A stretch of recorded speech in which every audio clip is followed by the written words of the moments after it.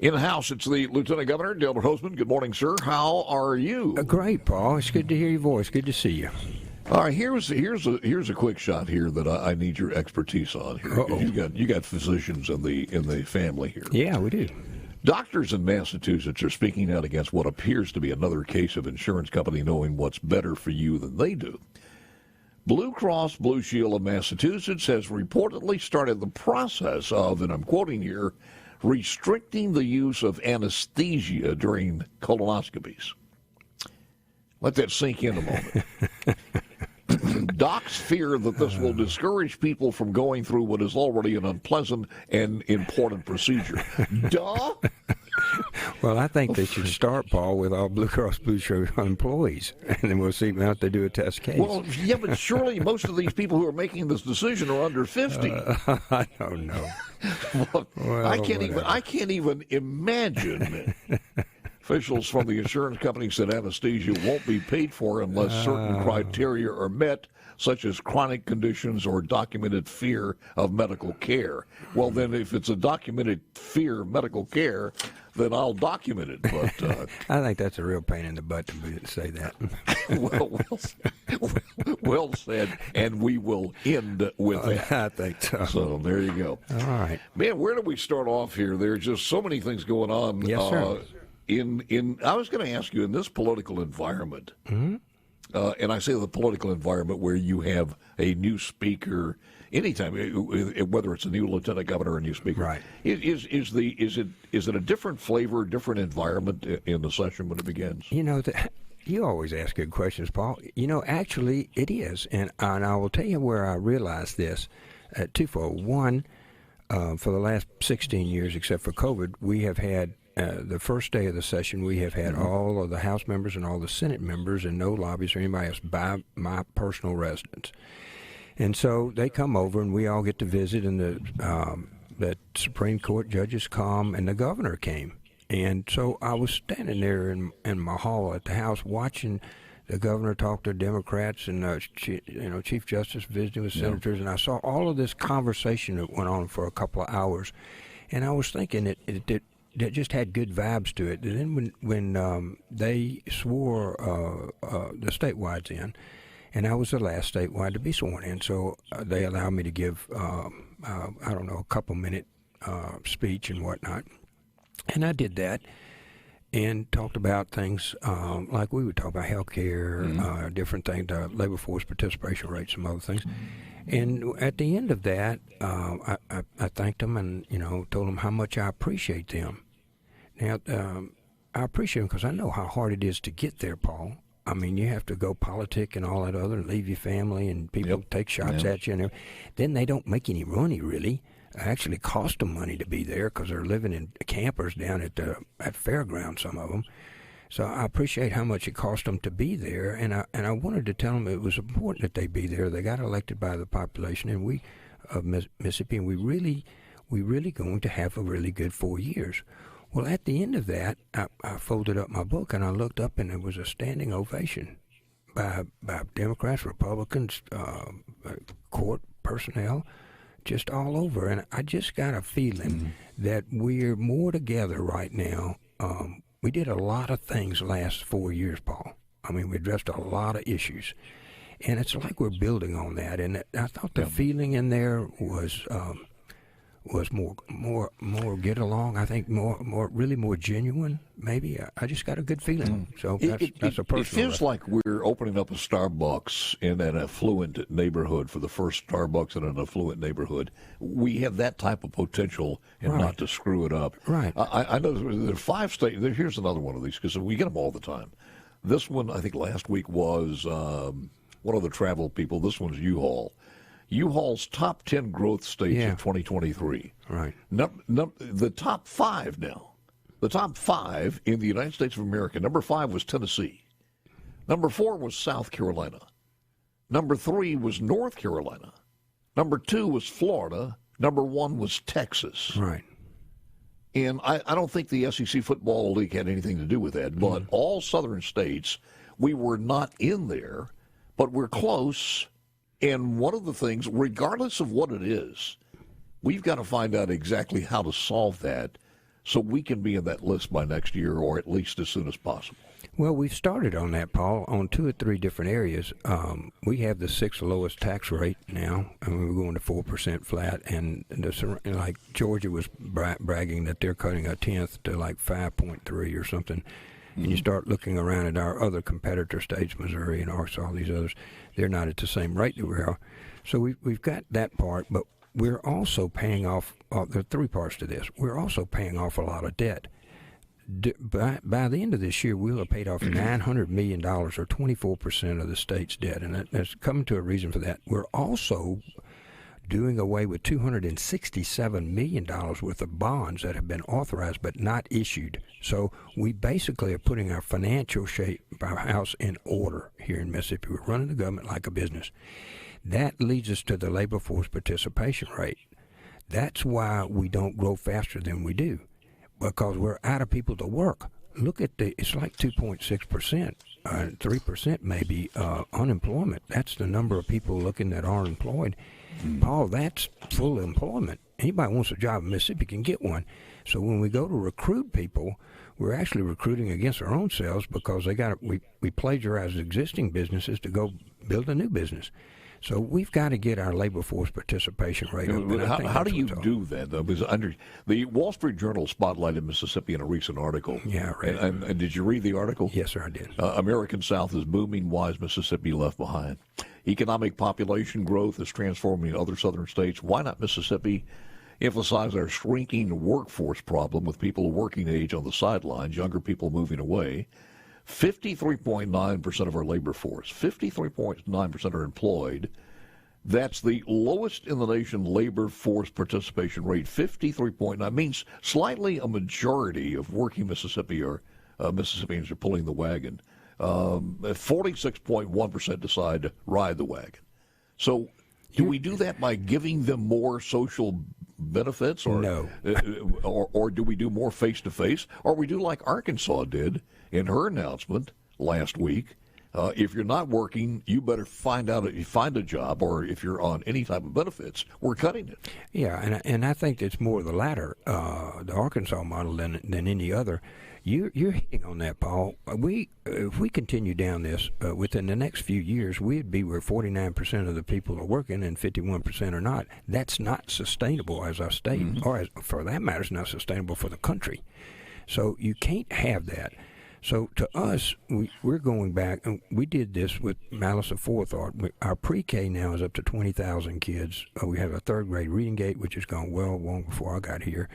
Then we raised our teachers' compensation twice. Now we're going to do tuition, basically last dollar tuition free community college. We got a great community college system. So we're going to educate our individuals in order that they will be competent to have a good economic life. That's part of it. The other part of it is, as a culture, we have to, each and every one of us, you, me, our parents, our teachers, our coaches, our faith-based community, we all have to tell people it's not cool not to work. You need to have a job. We need to honor people that have a job, and those people that are working. And Let me ask you this. On free tuition as far as community colleges, right. Don't get me wrong, I think it's a great idea. Thank you. But the pushback on that is this. If I'm coming out of high school and I know I can go to college for 2 more years free, where it doesn't cost me anything, I'm not going to say I don't have any skin in the game, but you have limited skin in the game if you don't have to pay for the tuition or whatever comes with that. Then I'm going to stay out of the workforce and take me 2 more years to get in the workforce. Is that contrary to where we need to be? In other words, if you're going to have, it's the same thing with 4 years college. If 4 years of college were paid for, why the blank wouldn't you want to go for 4 years and let somebody else take care of that? And some of these universities, they've had it into a 5-year program. But let me address your first question. First of all, to get in, they would require some type of average. I'm not sure what that'll end up being, 2.2, 2.5, whatever. The second thing is, we have proliferated Mississippi with career coaches, Paul. Now, we didn't even do that 2 years ago. Went to 80, 140. We're going to 200 this year. Every school will have a career coach. Listen to what they're telling you.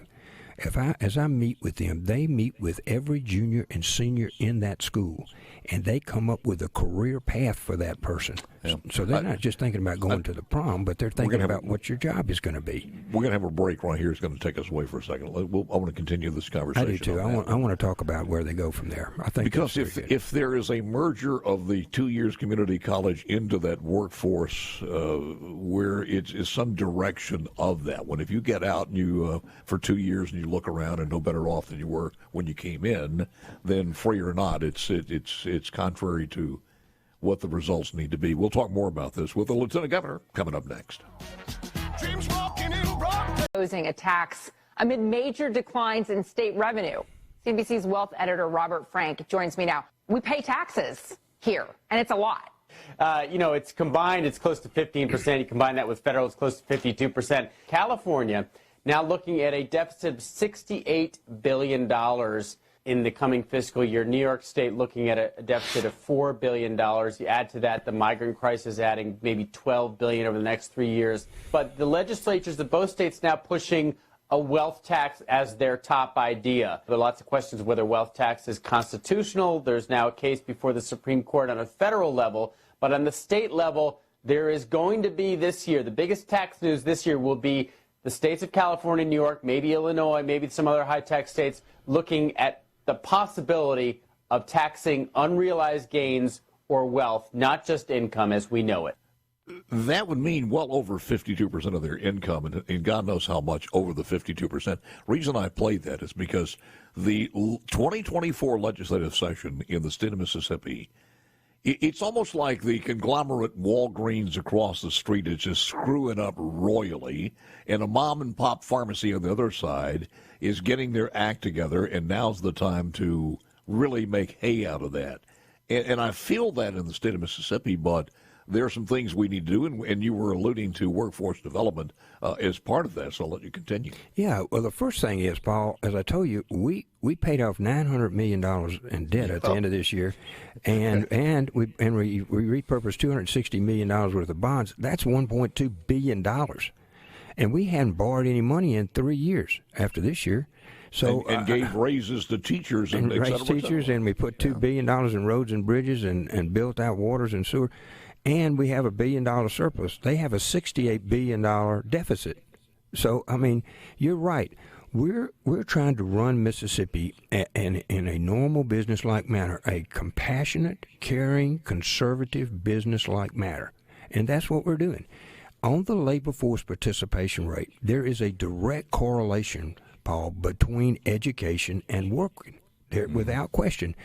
If you have someone with less than a high school degree, they're probably going to be on, like 58% of them end up getting on unemployment of some sort, 33%. And then 58% actually work when they have a high school degree. It goes up to like in the 70s and 80% if they get an advanced degree.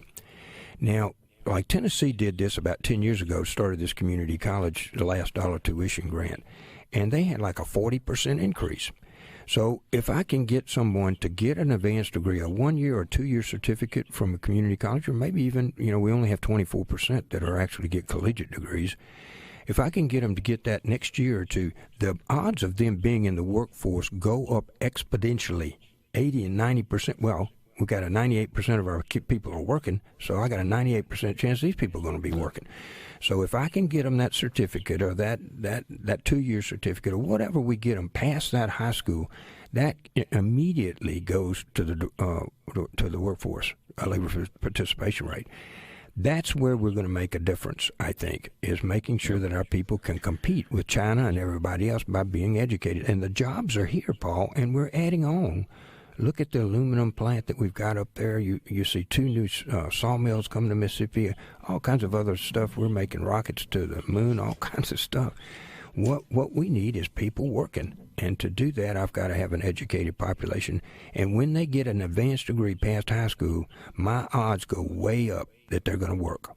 It was a story, was it last week? The state has secured $16.8 million for more development in 13 industrial sites across the state, mostly not in the Mississippi Delta, but elsewhere. And the Delta is one of those areas that needs some help, but you can't pay people to move in. they have to have that infrastructure there. Yes. As far as a workforce, and that's going to be number one. Yes, and it's very hard. I mean, we've got some really work hard. We appropriated the legislature, I think, $30 million for sites, for industrial sites around the states, and I believe some of those were in the Delta, particularly at the airport in Greenville, if I'm remembering. I went there one of my trips, but there are some, but clearly there's more economic development on the coast, up in northeast Mississippi. They seem to be doing well. And then we've had small counties pick up, like up in Sugar Lock, Mississippi, and there's hardly anything in Noxubee Kemper area. A new one on southwest Mississippi at Gloucester. We have a new sawmill going in. So there are parts around the state that have been less active, I'd say, in the last few years that seem to be picking up some. So I'm thinking and hopeful that it will be spread across all of those, at Delta and some of these other counties that haven't seen much economic development.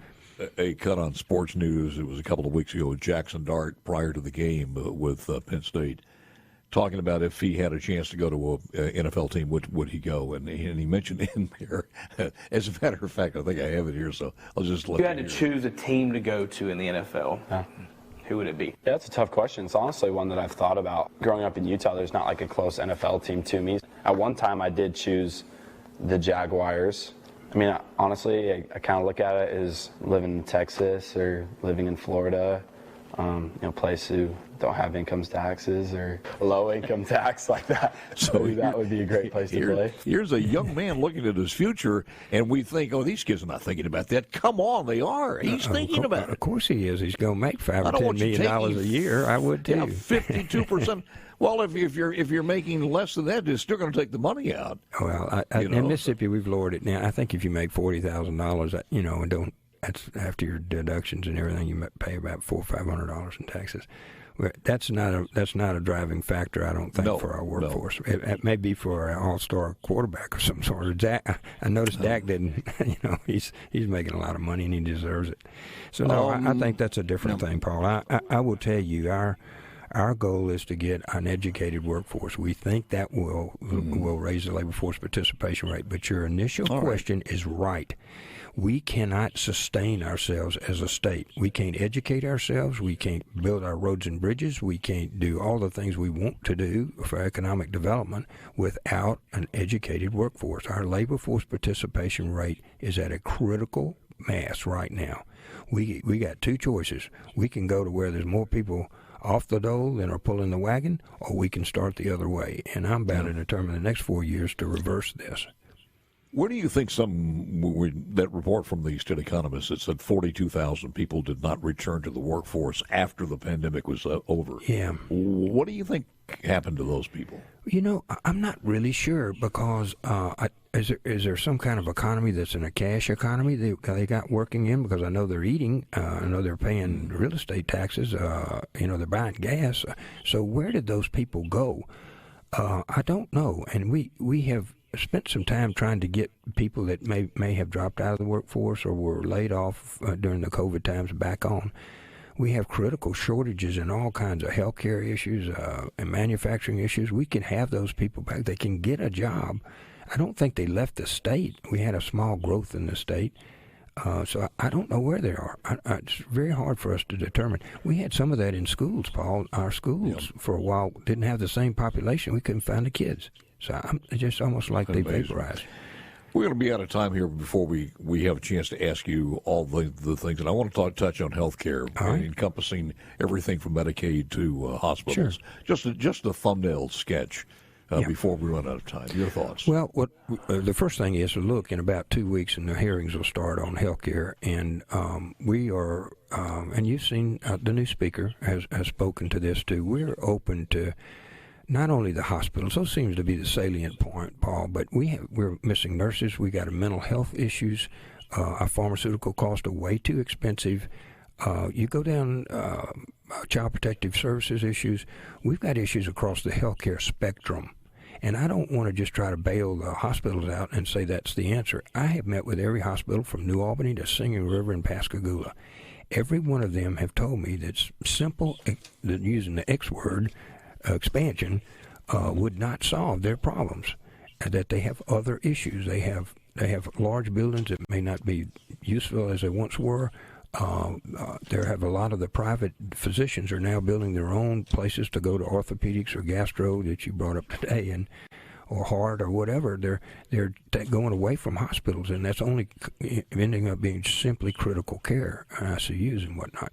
So there is a whole vision of how we're going to deliver healthcare in the future, and I want to do that as a general, complete approach. I don't want to just say, well, we saved the hospitals, now we don't have any nurses. So we got things to do, and you watch those hearings, Paul. I think we'll come out with a plan for Mississippi. 8 out of 10 voters, 79% of the people polled said we want school choice or parents' choice in our kids' education. 8 out of 10. I want you to answer that when we come back. Final segment with the Lieutenant Governor right after this. I had a poll that said I was going to get 80% of the. That ought to be the song of the alarm clock when you get up in the morning. That ought to be very diverse songs today. You know who was doing that? It was a guy who came up as a background singer and guitarist. Yeah. And he was so good at singing and playing the guitar that he got a little more famous. His name is Glenn Campbell. Yeah. and Glenn Campbell can play the guitar. He had his own show on TV. Oh, yes. Yeah, people know Glenn Campbell, Campbell of course. Okay. One of the things quickly here, let me just say this, that and I think on the Z-Spire text line, the people are flooding in with the calls as far as the text on school choice. Mm-hmm. But you start looking at the Mississippi Delta, and they share the largest burden as far as poverty is concerned. And it would seem to me that one of the tools that you could use is some modicum of school choice there. Let the marketplace take care of itself as far as competition in the future. That's just one of the places out there. But every state around us, inclusive of Arkansas, is actively giving the citizens more and more options on school choice. As Lieutenant Governor, your thoughts? Well, first of all, we have school choice now, or we have vouchers actually for disabled, autistic, or dyslexic kids. All of those have those. And then we do have already school choice that says that if your district allows you and a district will accept you, you can go anywhere in Mississippi. So those choices are out there. Whoa. You have to have a kid with disability? No, they're two different things. You can have the ESAs or learning disabilities models, or you can get into someone has a disability and they aren't able to get serviced at their particular school. What percentage of the population? That'd be very small, Paul. Hopefully smaller. Yeah, 98% of the people would not be eligible. Well, about 1 in 50 children are born autistic now, and then dyslexia is quite a bit higher, and so those numbers range from 10 to 15% actually, with some kind of disability. But going further down that line, we have been very strong in our education, including this tuition free we've talked about earlier, last dollar tuition, and also raising teacher salaries, and then giving an extra $100 million this year towards our public education. It is not sustainable for us to keep F schools. People stay in F schools, and there are F schools in Mississippi that have been F schools for a while, and we go back to the labor force participation rate. They can't possibly sustain that. We're not educating them, therefore they're not going to get into the workforce. Therefore they're not going to be able to compete economically. So this all ranges back to what is best for the child. Now, we're going to be supportive of what's best for the child, and I have been from the very start, and you should anticipate that. There are some things that go with this. There's about 50,000 kids in private schools. That's about $350 million if you say $7,000 a pop. So it'd be about $350 million allocation away from one education or away from whatever, tax cuts or increases or whatever you have to do to get $350 million to do that just for those people. So just for the ones that are currently enrolled in private schools. And then I personally, I've never seen whether you gave $350 million to some private school arrangement that you didn't end up with some kind of string, either from the state or federal government testing or something else. And I worry about that. Most of those schools are there because most of them now are there because they believe in maybe a faith-based community or other things. They don't want any federal regulatory matter. But why have we done this over in many areas, certainly in more populated areas where a parent just decides, I don't have to go by any of these restrictive county lines, and they own me over there across the line of that school district, this school district. And I understand you can do that now, but there's a lot of paperwork, and it's not easy, and it's not up to the parent to make that choice. It's up to the school district to make that choice. Right, they have to request it, and the school district has to accept it. But why do they even have to do that? Why couldn't that be the first first modicum of school choice? Let's just start with that. First of all, if you were to do that, how does that principal plan for next year? I mean, let's just say he knows by a certain date how many students he's going to have. It's not that hard. Get the math teacher to do it. So you'd have these young men and women say, "Well, I'm all going to move to Hinds County from Madison or wherever, and that's going to be 400 of us, 250 in one school. So you're going to have to build a new school by then. You can't do that. Or are you going to hire more teachers? There are some practical things about this, Paul, but you are on the right track, and Mississippi's on the right track. We've started down this voucher and process, and there'll be hearings on this particular one. But it is not I hope so. We're almost out of time. We got about 30 more seconds here. Yeah. I hope so, because I know you and it's not Speaker sustainable to keep Jason people White.